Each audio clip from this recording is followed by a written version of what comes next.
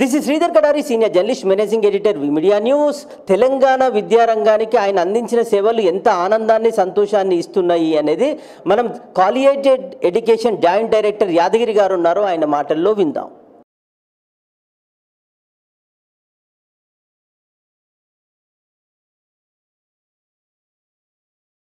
ముఖ్యంగా ఇప్పుడు ప్రభుత్వ డిగ్రీ కళాశాలలు చాలా మంచిగా ఉన్నాయి. ఇప్పుడు వేరే కళాశాలలు అంటే కార్పొరేట్ కాలేజీలు ఉన్నాయి, తర్వాత ప్రైవేట్ కాలేజీలు ఉన్నప్పటికీ కూడా ప్రభుత్వ కళాశాలను చేయడానికి సుముఖత చూపుతున్నారు. దాదాపు 150 కాలేజీలు మాత్రమే మావి ఉన్నాయి. 1000 ఎబో మొత్తం కాలేజీలు ఉంటే దాంట్లో మావి 150 కాలేజీలు మాత్రమే ఉన్నాయి.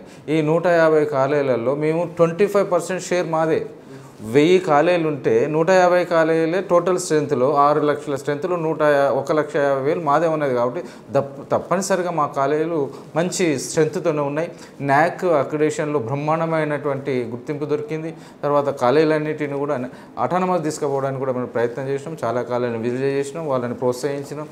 న్యాక్లో కానివ్వండి, అటానమస్లో కానివ్వండి మంచి గ్రేడ్ రావడానికి, మంచిగా ఉండడానికి మాత్రం తప్పనిసరిగా. అంటే ముఖ్యంగా ఏంటి అంటే విద్యార్థులు అవుట్ టు గోయింగ్ పోయిన తర్వాత ఏదన్నా ఉపాధి పొందేటువంటి ఉండాలి. అలాంటి కోర్సులను కూడా మా డిగ్రీ వ్యవస్థలో ఎప్పటికప్పుడు కాలానుగుణంగా వచ్చేటువంటి టెక్నాలజీతో సమకాలీనమైనటువంటి కోర్సులు ప్రభుత్వ డిగ్రీ కళాశాలలో ఏర్పాటు చేయడం వల్లనే మేము ఇంత స్ట్రాంగ్ ఉన్నాం. ఇప్పటికి కూడా ప్రిన్సిపల్ కానివ్వండి, తర్వాత టీచర్స్ కానీ మనకు ముఖ్యమైనటువంటి బాధ్యత ఏంటంటే విద్యార్థుల బాగోగులు చూడాల్సినటువంటి బాధ్యత మన పైన ఉంటుంది.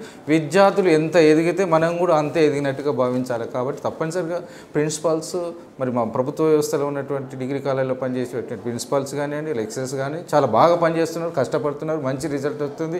దాని ద్వారానే మేము ఇంత సంతోషంగా ఉన్నాం. లేకపోతే వాళ్ళు లేకపోతే మేము అంటే మెయిన్గా మాకున్నటువంటి పట్టంతా కూడా ప్రిన్సిపల్స్ అండ్ టీచర్స్, స్టూడెంట్సే.